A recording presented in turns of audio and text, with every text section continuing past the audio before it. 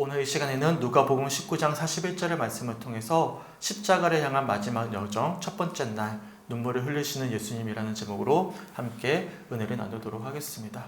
원래 욥기 말씀을 나눠야 되는데요. 제가 광고 시간에 말씀드렸지만 제가 정신을 어디다 놓고 다녔는지 오늘이 제수일이라는 사실을 까마득하게 잊고 있었습니다. 그래서 오전에 욥기 말씀을 준비하고 있는데 떠올려봤더니 제수일인 거예요. 그래서 급하게 좀 말씀 스케줄을 변경했습니다. 오늘부터 시작해서 사순절 내내 예수님의 마지막 행적, 월요일부터 예수님이 십자가에 달리셔서 부활하시는 그 하루하루의 행적들을 우리가 자세히 살펴보면서 예수님 마지막 행적을 어떻게 보이셨는지 그런 행적을 쫓아가면서 은혜를 확인할 수 있는 그런 시간이 되시길 주님의 이름으로 간절히 축원합니다. 그래서 오늘부터 부활절까지 주일을 제외한 40일간 사순절이 시작되었습니다. 기독교 절기에서 정말 중요한 절기 중에 하나입니다. 사순절은 우리를 위해 십자가의 고난을 감당하셨던 예수님을 묵상하면서 자신의 철저히 말씀 앞에서 되돌아보는 기간이죠. 그래서 초기 기독교에는요, 사순절 기간에 철저히 금식을 했습니다. 금욕 생활을 했어요.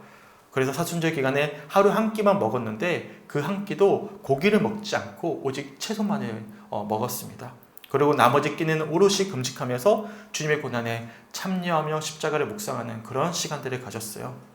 그런데 현대에 와서는 초기 기독교와 같은 철저한 금식은 완화되었죠.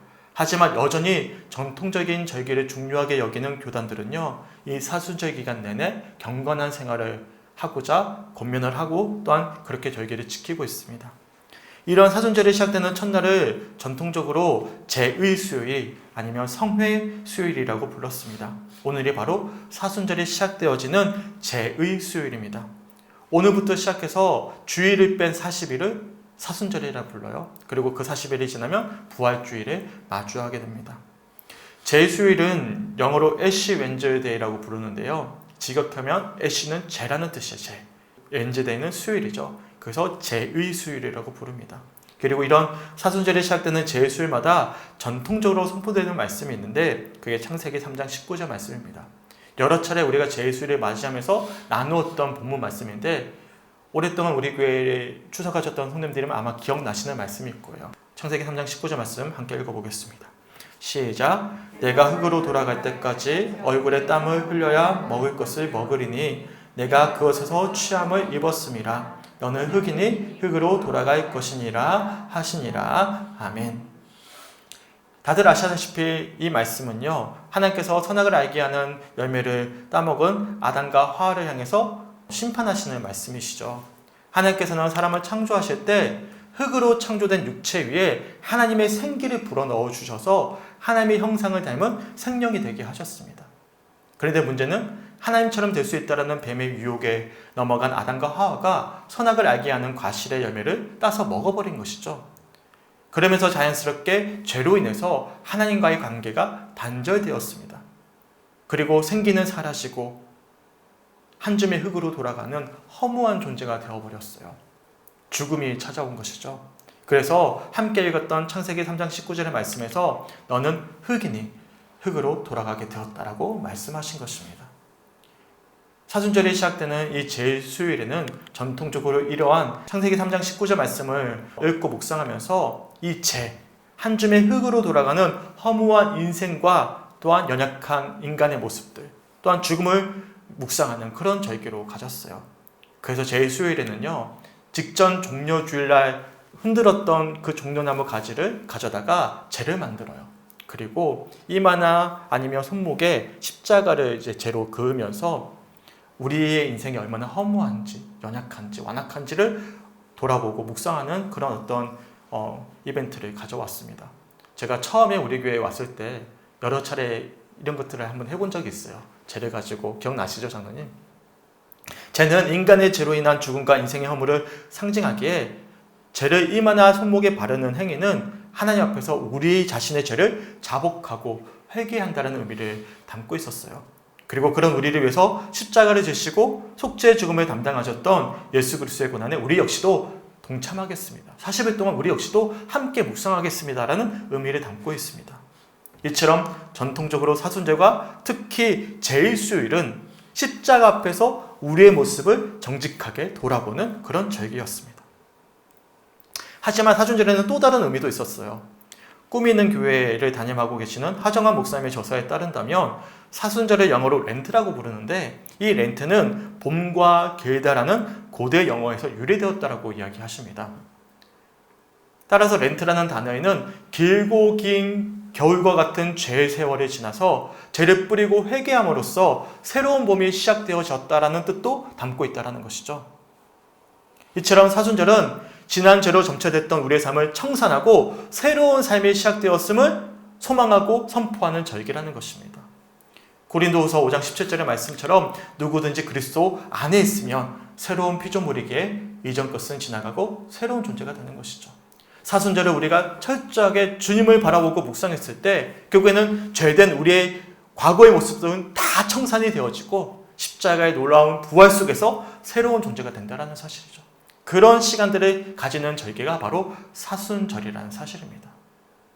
소망하게는 이번 사순절기를 통해서 특별히 오늘 드려지는 제일수요 예배를 통해서 우리는 한 줌의 흙으로 돌아갈 수밖에 없는 허무한 죄된 존재라는 사실을 깨닫고는 그런 우리를 위해서 십자가를 지셨던 예수 그리스도의 놀라운 사랑과 은총을 깊이 묵상하고 또한 그 주님을 만날 수 있는 그런 은혜의 시간이 되시게 주님의 이름으로 간절히 축원합니다. 웨슬리 목사님은 자신의 설교에서 almost Christian, 거의 그리스도인들이 참 많이 있다라고 지적을 하셨어요.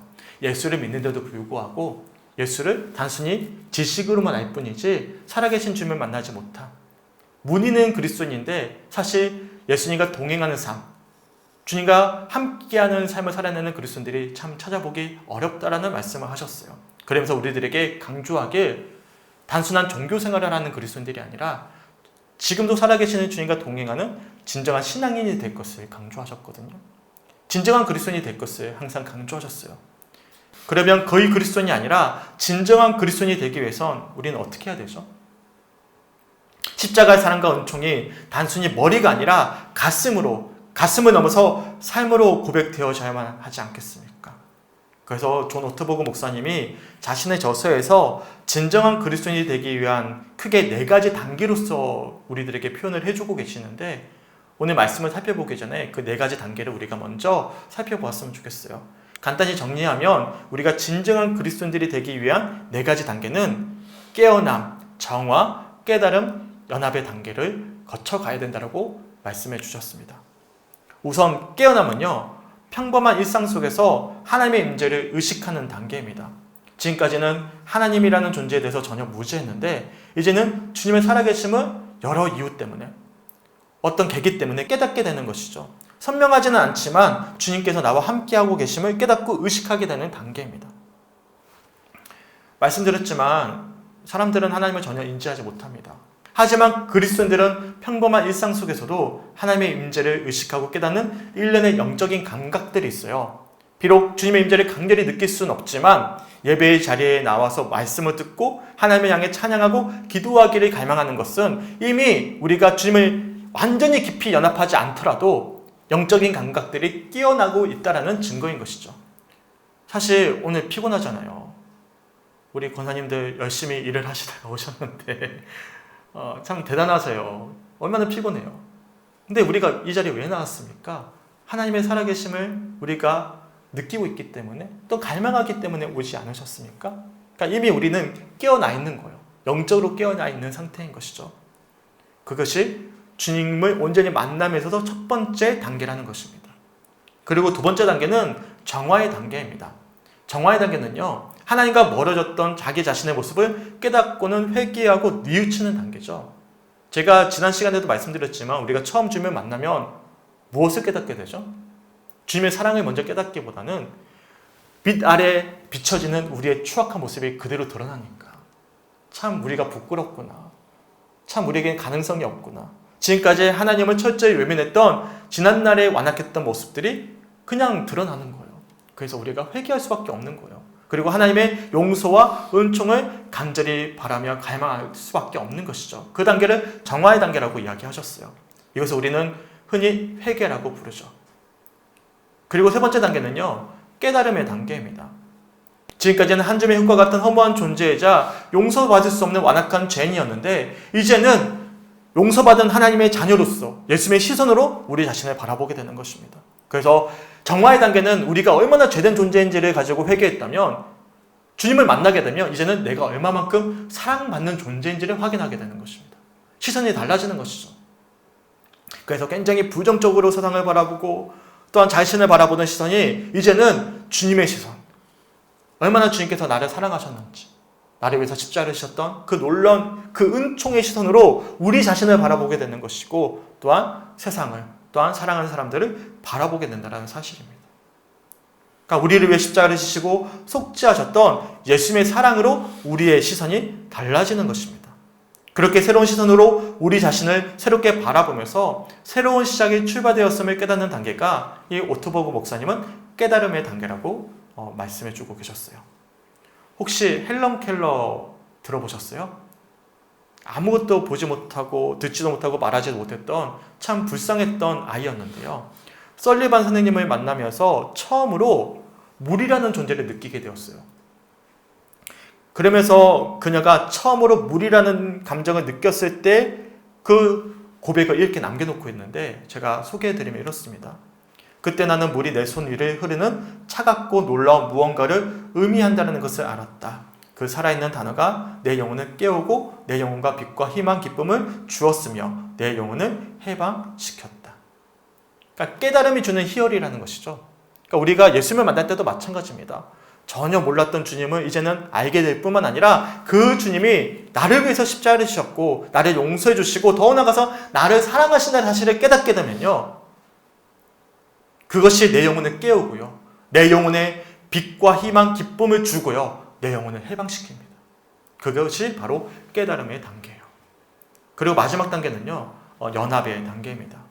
우리가 깨어나서 정화되어 깨닫게 될 때면 우리가 그 주님과 연합하게 되는 것이죠. 내 안에 거하라 나도 너희 안에 거하리라 라는 요한복음 15장 4절의 말씀처럼 주님의 임재가 단순한 개념이 아니라 현실로 체험되는 것입니다. 날마다 주님과 동행하는 삶, 우리 안에 주님이 살아계셔서 우리를 인도하시는 온전한 연합의 삶을 살아내게 되는 것입니다. 이처럼 진정한 그리스도인들은 살아계신 인격으로서의 주님을 경험하는 자들입니다. 날마다 주님과 동행하면서 자기를 부인하고 자기 십자가를 지고 예수님을 따르는 사람들입니다. 십자가의 고난과 속죄의 은총이 단순한 가르침이 아니라 나를 향한 끝없는 주님의 마음임을, 고백임을, 손길임을 우리가 체험하고 고백하게 되는 것이죠. 소망하기는 이번 사순절기를 통해서 이런 주님을 만날 수 있게 간절히 소망합니다. 단순한 깨어남을 넘어서 정화를 넘어서 깨달음을 넘어서 주님과 연합할 수 있는, 정말 진심으로 연합할 수 있는 그런 시간들이 되시길 주님의 이름으로 간절히 축원합니다. 그리고 위해선 오늘 말씀이 참 중요해요. 오늘부터 사순절 동안 수예배 시간마다 예수님의 마지막 일주일간의 행적을 우리가 살펴볼 텐데 오늘 말씀이 참 중요합니다. 제가 유인물 하나 나눠드렸어요. 이게 뭐냐면 예수님의 마지막 일주일 동안의 행적을 간략하게 소개해주고 있는 거예요. 보시면 토요일이 지나서 이제 주일부터 해서 부활주일까지 일주일 동안의 예수님의 행적을 간략하게 그려놓은 인포그래픽입니다. 우리가 이제 오늘부터 시작해서 주일부터 종료주일부터 시작해서 하루 수요일마다 이렇게 예수님의 행적을 쫓아가는 그런 여정을 가지고 함께 말씀을 나누게 되겠습니다. 우선 예수님의 마지막 일주일의 첫 번째 여정은 종료주일 때마다 나누는 유명한 나귀를 타시고 예루살렘 성에 입성하시는 모습입니다. 여기 보시면 토요일 지나서 주일 보이시죠? 종료주일. 오늘은 이 날을 우리가 살펴보면서 함께 은혜를 나누고자 합니다. 당시 로마 제국의 지배를 받았던 이스라엘 백성들은 정말 어려운 나날들을 이겨내야만 했습니다. 학자들의 연구에 따른다면 당시 이스라엘 백성들이 자신들이 지배하던 로마에 세금을 내야 되는데 무려 그들이 내야 되는 세금은요, 자신들이 거두어들였던 결실의 약 30에서 60%에 달하는 세금을 내야만 했다라고 이야기합니다. 굉장히 많죠. 더군다나 로마에 내는 세금뿐만 아니라 유대인들이 또 내야 되는 세금이 있었는데 종교세였어요. 유대인들이 하나님에 대한 의무를 지키기 위해서 성전에 내는 11조도 또한 구별해서 내야만 했습니다. 로마에도 30에서 60%에 달하는 세금을 내야만 했고 또한 유대인들이다 보니까 성전에도 또한 11조를 분명히 구별해서 내야만 했어요. 과중되는 것이죠. 근데 당시는 농경사회였어요. 풍년이 있으면 뭐도 있죠? 흉년도 있잖아요. 풍년이 있으면 겨우겨우 세금을 냈는데요. 흉년이 되면 로마에 내는 세금도 성전에 내는 세금도 다 낼 수가 없는 형편이 되는 것입니다. 그래서 그들이 어떻게 했냐면 세금과 11조를 내기 위해서 돈을 빌려야만 했는데 어디서 빌렸냐면 성전에서 빌렸어요. 근데 이 성전을 다스리고 있는 이 당시의 종교 지도자들이 어떻게 했냐면 자신들이 받아든 11조를 다시금 빌려주면서 고리를 한 거예요. 고리 대금을 한 것이죠. 이처럼 당시 이스라엘 백성들은 로마의 지배와 더불어 그런 로마의 비부터 부당한 이익을 탐하던 당시의 기득권층 내 부정부패로 인해서 고단한 삶을 살아내야만 했습니다. 그런데 그때 그런 가난한 사람들의 희망이 되시는 분이 등장하셨어요. 바로 세리와 창녀와 문둥병자와 같이 당시에 외면을 받던 사람들의 친구가 되어주셨고 병자들을 고쳐주셨고 귀신 들린 사람들을 도와주셨던 분이셨어요. 누구시죠? 우리가 너무나 잘 알고 있는 예수님이 등장하신 것입니다. 당연히 이스라엘 백성들은 그런 예수님을 보면서 어떤 바람이 있었냐면 자신들을 억압하던 로마의 압제로부터 해방시켜 주실 분이자 새로운 다윗 왕조를 일으켜 주실 구원자 메시아가 되실 것이라 그들은 기대했습니다. 그리고 이러한 기대감이 폭발하던 순간이 있었는데 바로 오늘 본문 말씀입니다. 예수님이 예루살렘 성으로 입성하시던 이 본문 속 사건을 통해서 그동안 그들이 그토록 기대하던 기대감이 폭발하던 순간이었어요. 오늘 본문 바로 앞절인 누가복음 19장 37절과 38절 말씀을 세 번역으로 함께 읽어봤으면 좋겠습니다. 시작. 예수께서 어느덧 올리브산의 내리막길에 이르셨을 때 제자의 온 무리가 기뻐하며 자기들이 본 모든 기적을 두고 큰 소리로 하나님을 찬양하면서 말하였다. 복되시다 주님의 이름으로 오시는 임금님, 하늘에는 평화, 지극히 높은 곳에서는 영광. 아멘. 예수께서 예루살렘 성으로 입성하신다는 소식을 전해 들었던 이스라엘 백성들이 종려나무 가지를 꺾어 흔들면서 호산나를 외치며 열렬히 예수님을 맞이했습니다. 이 종려나무는 어떤 의미를 담고 있었냐면 신구약 중간기에 있었던 마카베오 혁명 이후부터 민족주의의 상징이자 승리를 소원하는 도구였어요. 더욱이 다른 복음서에서는 당시 이스라엘 백성들이 예수님을 맞이하면서 호산나라고 외쳤다라고 기록하고 있는데 호산나라는 표현은 지금 우리를 구원하소서라는 의미였습니다. 그래서 38절의 말씀처럼 이스라엘 사람들에게 있어서 예수님은 주님의 이름으로 오시는 임금님이셨습니다. 로마의 압제로부터 해방시켜 주실 민족주의의 혁명가이자 자신들을 구원해줄 승리자로 비춰졌던 것이었어요. 쉽게 표현해서 그들이 간절히 바라고 소망하던 소원을 성취해 주실 대상으로 예수님을 바라보았던 것입니다. 병자를 고쳐주시고 귀신을 쫓아내 주셨던 것처럼 자신들이 소원하는 소망들을 기적처럼 응답해 주실 그런 능력을 지닌 구원자로 여겼던 것이죠. 그런 주님을 간절히 바랬고 열렬히 환영하고 있음을 오늘 본문의 배경을 통해서 우리들이 살펴볼 수가 있습니다. 몇 년 전에 제가 지방예를 드리다가 감동받았던 적이 있었어요. 장로님이 은퇴하시는 은퇴 예배이셨는데 이 은퇴하시는 장로님이 마지막으로 이제 인사를 하시거든요. 인사를 하시면서 하시는 말씀이 참 감동이었고 여전히 제 기억에 남아있습니다. 장로님이 이런 말씀을 하셨어요. 자신은 지금까지 오랜 세월 동안 예수님을 믿어왔는데 예수님을 소원 성취를 위한 도구로만 여겼다. 내가 바라는 어떤 간절한 바람을 응답해 주시는 분으로 여겼다. 근데 이제서야 살아계신 예수님을 인격적으로 만나면서 주님과의 친밀한 교제를 이제서야 나누게 되었노라고 고백을 하셨습니다. 그러면서 지난날에 자신의 장로로서의 잘못된 신앙을 뉘우친다라는 고백을 은퇴하시는 자리에서 하시는 거예요. 개인적으로 감동이 되었어요. 보통은 은퇴하면 어떻게 하죠? 그동안 자신의 치적을 자랑하고 자신이 잘했던 것을 자랑처럼 늘어놓기 마련인데 도리어 지난날에 자신의 신앙의 잘못된 모습을 뉘우치면서 내가 앞으로는 진정한 그리스도인이 되어져서 예수님을 소원 성취의 도구로만 여기는 것이 아니라 주님과 친밀한 동행을 하기 원한다 라고 고백하는 노 장로님의 고백에 큰 울림으로 다가왔던 기억이 있습니다. 사실 사람들은 대부분 자기 자신을 잘 돌아볼 줄 몰라요. 그렇지 않습니까? 플레밍 러틀리지가 쓴 예수가 선택한 길이라는 책에 보면 이 본문의 사건을 주의하면서 이러한 이야기를 말씀해요. 지난해 종려주일 예배를 마친 뒤 교회 문 앞에 서서 사람들과 악수를 나눌 때였습니다. 한 중년 여성이 허리를 숙이고는 제게 이렇게 속삭였습니다. 저는 한 번도 예수를 십자가에 처형하라고 외치지 않았어요. 어떻게 그런 말을 하겠어요? 아마도 그렇게 말하며 칭찬을 기대했던 것 같습니다. 하지만 안타깝게도 핵심을 놓친 것이지요. 그 중년 여성은 자기가 보통 사람들보다 나은 사람이라 여기고 있었습니다. 의도는 선했지라도 나는 의인을 부르러 온 것이 아니라 죄인을 부르러 왔다 하신 예수의 말씀을 이해하지 못했던 것입니다. 그러면서 이렇게 이어서 말씀하셨어요. 우리는 악을 똑바로 바라보도록 부름을 받았습니다. 주님 편에 서서 악을 직시하도록 말입니다. 우리는 인간이 무슨 일까지 할 수 있는지 보도록 초대받았습니다. 우리가 바로 주님을 배반한 가룟 유다요, 주님을 고발한 종교 지도자요, 주님을 모른다고 부인한 베드로요, 예수를 십자가에 처형하라라고 소리쳤던 군중이요, 십자가에 달린 채 주님을 모욕하고 조롱했던 강도였던 것을 깨닫도록 말입니다. 예수님께서 예루살렘 성으로 입성하실 때 이스라엘 백성들은 종려나무 가지를 흔들면서 연신 호산나를 외쳤습니다. 간절히 바라고 소원하던 자신의 소망들을 기적처럼 성취해 주실 메시아 구원자로 예수님을 여겼기 때문이죠. 그런데 우리는 어떻습니까? 그동안 우리들에게 있어서 우리 예수님은 내게 어떤 존재이셨습니까? 어쩌면 우리는 당시 이스라엘 백성들보다 못한지도 몰라요. 그들은 그래도 열광적으로 예수님을 갈망하고 맞이했어요. 비록 그들은 예수님을 왜곡된 시선으로 바라보았지만 그나마 그들에겐 열정이라도 있었습니다. 그런데 우리는 어떻습니까?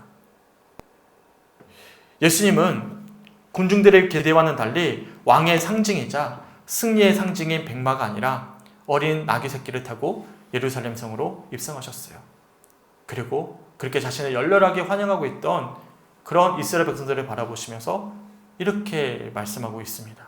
누가복음 19장 41절, 오늘 본문 말씀 함께 읽어보도록 하겠습니다. 시작. 가까이 오사 성을 보시고 오시며. 제수의 말씀을 준비하면서 저는 이 말씀이 마음에 떠나질 않았습니다. 예수님께서 종려나무 가지를 흔들며 열렬히 자신을 환영하고 있던 이스라엘 백성들을 보시면서 첫 번째로 보이신 모습은 무엇이냐면 눈물을 흘리신 거예요. 그리고 어쩌면 오늘 이 시간 제수일을 맞이한 우리를 보시면서도 눈물을 흘리고 계시는지도 모르겠습니다. 우리를 보시고 눈물을 흘리시는 그 예수님의 모습이 그려지십니까? 소망하기는 오늘 이 시간 우리를 보시고 눈물을 흘리시는 주님의 자비와 긍휼함이 우리의 심령 안에 경험되어지길 주님의 이름으로 간절히 축원합니다. 주님을 알고 계시는 거예요. 우리가 그동안 예수님을 어떻게 바라봤는지, 어떻게 소망했는지, 심지어는 오늘 본문에 등장하는 예루살렘 성에 있는 그 이스라엘 백성들도 못한 열정과 갈망으로 그렇게 주님을 바라보진 않았는지 이미 주님을 알고 계시는 거예요. 그리고 제수를 맞이하면서 첫 번째로 그런 우리들을 바라보시고 말씀하시는 모습은 어떤 모습이었냐면 눈물을 흘리셨다는 사실입니다. 이처럼 군중들을 보시고 눈물을 흘리셨던 주님께서 이어서 성전을 찾아가십니다. 그리고 성전을 정화시키셨어요. 누가복음 19장 45절과 46절 말씀 함께 읽어보겠습니다. 시작. 성전에 들어가사 장사하는 자들을 내쫓으시며 그들에게 이르시되 기록된 바 내 집은 기도하는 집이 되리라 하였거늘 너희는 강도의 소굴을 만들었도다 하시니라. 아멘. 앞에서도 말씀드렸지만 대제사장을 비롯한 당시 종교인들은 거둬들였던 15조를 다시금 빚으로 내어주면서 고리를 챙겼습니다. 그런데 예수님께서 처음으로 찾아가신 장소는 성전이었어요. 이 성전을 뒤엎어 버리시고는 내 집은 기도하는 집이라고 선언하셨던 것입니다. 그런데 고린도전서 3장 16절을 보시면 이 하나님의 성전에 대해서 이제는 이렇게 말씀하고 계셔요. 제가 한번 읽어드릴게요. 너희는 너희가 하나님의 성전인 것과 하나님의 성령이 너희 안에 계시는 것을 알지 못하느냐. 그러니까 하나님의 성전이 이제는 건물의 개념이 아니라 성령이 함께 하시는 공간, 바로 우리 자신임을 말씀하고 있는 것입니다. 그렇다면 우리는 어떻게 해야만 하겠습니까? 눈물을 흘리셨던 예수님께서 성전을 정화시키셨듯이 우리 역시도 우리를 보시고 눈물을 흘리시는 주님을 만나야만 하는 것이고 그 주님과 함께 그동안 거룩하지 못했던 우리의 성전을 이 제수일날, 사순절날 정화해야만 하지 않겠습니까? 존 오토버그 목사님의 주장처럼 영적으로 깨어나서 정화되고 깨달아 예수님과 온전히 연합할 수 있어야만 하지 않겠습니까? 제수일을 맞이한 우리의 심령 안에 우리 주님께서는 우리를 보시며 우선 눈물을 흘리고 계십니다. 그리고 그런 우리를 대신해서 우리의 모든 죄를 스스로 짊어지셨습니다. 바라기는 오늘 이 시간 한 줌의 흙과 같은 존재이자 완악한 죄인인 우리를 위해서 눈물을 흘리시면서 우리의 심령을 다시금 정화시켜 주실 주님께 우리의 심령을 온전히 내어드릴 수 있는 제수요일과 사순절이 되시게 주님의 이름으로 간절히 축원합니다. 말씀 마무리하겠습니다. 종려나무 가지를 흔들면서 호산나를 외쳤던 이스라엘 백성들은 일주일 후에 자신들이 바라고 원하던 이 예수님의 모습이 자신들이 원하던 소원 성취의 대상이 아님을 깨닫게 됩니다. 그리고 예수님을 향한 태도를 완전히 돌변해요. 그리고 예수님을 십자가에 처형하라고 외치며 저주하기 시작했습니다. 근데 이미 예수님은 예루살렘 성에 입성하실 때부터 그런 그들을 알고 계셨어요. 그렇기 때문에 예수님은 이미 그들의 마음을 알고 계시고 그들의 모습을 알고 계시고 눈물을 흘리셨던 것입니다. 자신의 처지를 한탄해서 우신 것이 아니라 자신을 그렇게 대우할 완악한 그들의 심령을 아셨기에 오셨던 것입니다. 예수님은 이렇게 말씀하셨어요. 마태복음 9장 13절 말씀인데 우리 함께 읽어봤으면 좋겠습니다. 시작. 너희는 가서 내가 긍휼을 원하고 제사를 원하지 아니하노라 하신 뜻이 무엇인지 배우라. 나는 의인을 부르러 온 것이 아니요 죄인을 부르러 왔노라 하시니라. 아멘. 우리 주님은 의인을 부르러 오신 것이 아니라 죄인을 부르러 오셨습니다. 바로 우리를 부르러 오신 것이죠. 그리고 그런 우리를 위해서 제수요일날 예수님의 첫 번째 행적으로 말씀하시는 모습은 다름이 아니라 눈물을 흘리셨다는 사실입니다. 제수일을 맞이한 저와 우리를 위해서 오늘 이 시간 눈물을 흘리고 계십니다. 그런 주님께 우리의 마음을 내어드릴 수 있는 오늘 이 시간이 되시길 주님의 이름으로 간절히 축원합니다. 제수일 우리는 흙으로 돌아갈 허무한 존재입니다. 그러기에 주님 우리를 위해 긍휼과 사랑의 눈물을 흘리시는 주님을 붙잡습니다. 그 주님을 눈물을 우리가 확인하기 원합니다. 그리고 우리가 이렇게 고백하기 원해요. 주님 나를 받으옵소서. 이렇게 고백할 수 있는 이 밤이 되시길 주님의 이름으로 간절히 축원합니다. 네, 제가 악보를 나눠드렸는데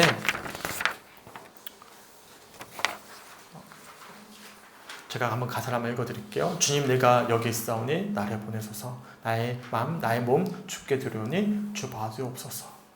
주님 이름을 찬양합니다. 할렐루야. 나를 받으옵소서. 나를 받으옵소서. 이 고백이 주님의 눈물을 확인하고 고백하는 우리의 믿음의 고백이 되시게 주님의 이름으로 간절히 축원합니다. 함께 찬양하고 오늘 주셨던 말씀을 붙잡고 함께 기도하겠습니다.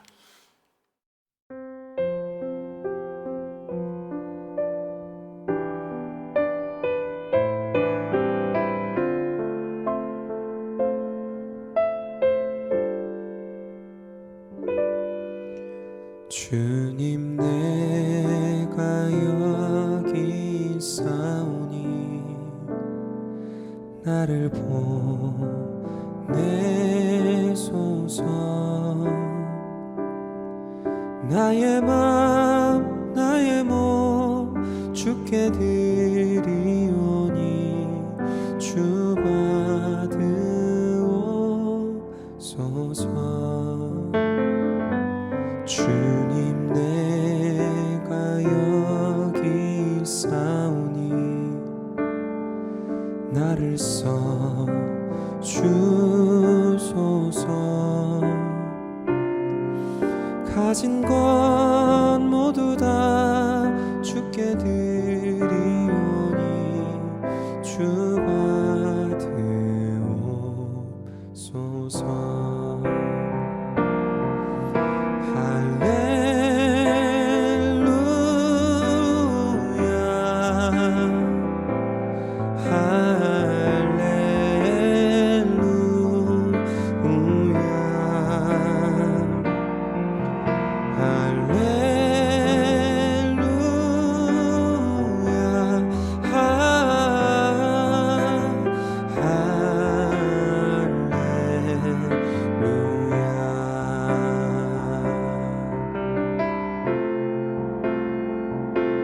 주님 내가 여기 있사오니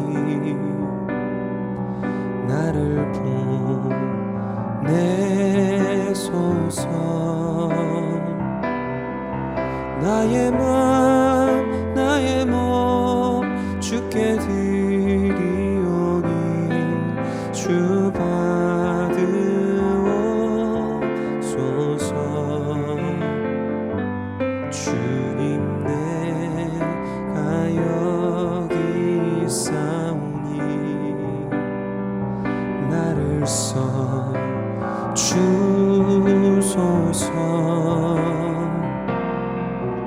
가진 것 모두 다 주께 드리오니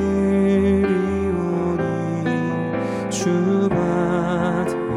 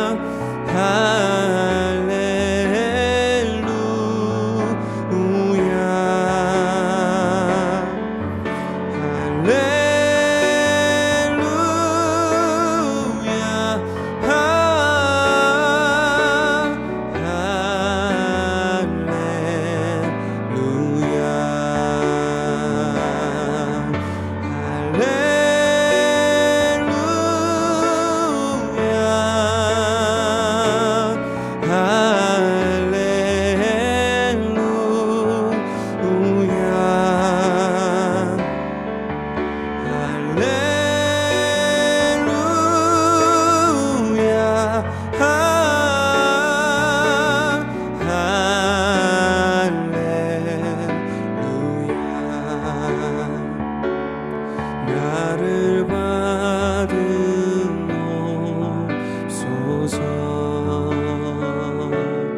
나를 받으옵소서.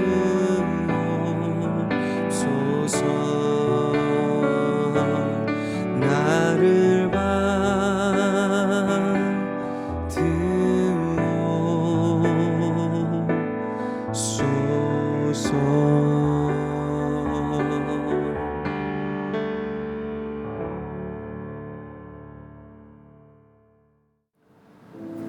우리 함께 기도했으면 좋겠습니다. 예수님이 보이신 마지막 일주일의 첫 번째 행적은 다름이 아니라 자신을 오해해서 오로지 주님을 알지 못해서 자신의 갈망만을 가지고 주님을 부르짖었던 그 완악하고 연약했던 이스라엘 백성들을 보시며 눈물을 흘리신 모습이었습니다. 그리고 눈물을 흘리시고 성전에 찾아가셔서 그 성전을 다시금 전화시키셨죠. 오늘 우리 이 시간 우리가 제수를 맞이해서 첫 번째로 확인해야 될 것은 다른 무엇인가가 아니라 우리를 바라보시며 흘리시는 그 주님의 눈물을 우리가 또한 확인하는 것입니다. 우리가 지난 시간들을 지나오면서 혹여나 오로지 주님만을 의지하지 못하였던 죄된 모습들이 있다면, 심지어 주님을 곡해한 채로 열정적으로 주님을 사모했던 그런 이스라엘 백성들보다도 못한 모습으로 우리가 그렇게 무미건조한 믿음의 여정을 걷고 있었다면, 그런 우리를 보시면서 이 제수일 날 주님은 눈물을 흘리고 계십니다. 그리고 이 시간 찾아오셔서 엉망이 되어져 버린 우리의 마음의 성전을 주님께서 정화시켜 가실 것입니다. 이 시간 주님을 붙잡고 기도했으면 좋겠습니다. 주님의 눈물을 우리가 확인하기 원합니다. 우리를 바라보시며 흘리시는 주님의 눈물을 우리의 심령 가운데 다시금 확인하기 원합니다. 주님의 그 사랑을 우리 마음 가운데 다시금 새기기 원합니다. 그리고 이 시간 우리의 심령 가운데 찾아와 주셔서 황폐해진 우리의 마음의 성전을 주님 정화시켜 주시고, 제수일을 맞이해서 사순절을 맞이해서 주님 다시 한 번 더 살아계신 주님과 다시 한 번 더 연합되어지는, 동행할 수 있는 그런 회복의 시간들이 되어지길 간절히 소망합니다. 그래서 우리가 먼저 이 시간 간절히 기도하셔야 돼요. 갈망하셔야 됩니다. 주님의 눈물을 우리가 보길 원합니다. 우리를 향한 주님의 놀라운 그 눈물의 사랑을 우리가 마음 가운데 누리길 원합니다. 주님 함께하여 주시옵소서. 이 시간 간절히 말씀 붙잡고 기도할 수 있는 시간이 되었으면 좋겠습니다. 우리가 창세기 말씀 보고 있잖아요. 열심히 열망을 가진 자들은 주님이 꼭 만나주십니다. 야곱의 생애 가운데 함께 하셨던 주님은 또한 우리의 생애 가운데도 함께 하십니다. 열정을 가지고 이 시간 주님 만날 때까지 기도하셨으면 좋겠어요. 기도하다가 그냥 아무런 응답도 없는데 발걸음 옮기지 마시고 이 시간 주님 만나기 원합니다라는 기도로 가지고 간절히 기도했을 때 주님이 우리 마음 가운데 눈물을 흘리고 계시는 그 사랑을 보여주실 것입니다. 소망 가지고 간절히 기도하셨으면 좋겠어요. 두 번째로는요, 우리 교회를 위해서 기도해 주셨으면 좋겠습니다. 주님, 성령님께서 이 시간 가운데 임재하여 주셔서 우리 모든 성도들이 다시금 일어나게 하여 주시옵소서. 내가 만난 주님이 없는데, 나를 향하신 아버지의 사랑, 그 눈물을 흘리심을 우리가 경험하지 못했는데 내가 무엇을 전하고 내가 어떻게 본이 되는 삶을 살아가겠습니까? 주님, 모든 성도들이 살아계신 주님을 만나는, 그래서 놀라운 부흥의 역사가 우리의 심령부터 일어나게 하여 주시고 모든 성도들이 다시금 영적으로 깨어 일어나게 하여 주셔서 주님, 우리 교회를 통해서 영광받아 주시옵소서. 목회자부터 시작해서 우리 장로님, 권사님 누구 하나의 것 없이 한 분도 빠짐없이 다시금 불이듯이 일어나는 성령의 충만하심에 힘입어 우리를 향해 눈물을 흘리고 계시는 주님의 눈물을 확인하게 하여 주시옵소서. 우리 교회를 불쌍히 여겨주시고 하나님 앞으로 귀하게 사용하여 주시옵소서. 우리 교회를 위해서 또한 간절히 기도해 주셨으면 좋겠습니다. 세 번째로는 우리 이인영 집사님 내일 수술 있으십니다. 그리고 우리 손필영 집사님 항암치료 중에 계십니다. 주님, 이 시간에도 우리의 질병을 치료하시는 분은 우리 주님이심을 소망합니다. 주님, 역사하여 주시옵소서. 주께 맡겨드립니다. 가장 선한 길로 인도하여 주시고 주님, 일하여 주시옵소서. 우리 아픈 분들을 위해서 또한 간절히 사모하며 기도해 주셨으면 좋겠어요. 마지막으로 각자의 간절한 기도 제목을 위해서 기도하시다가 우리 자연스럽게 돌아가도록 하겠습니다. 우리 주여, 세 번 외치고 함께 기도하겠습니다. 주여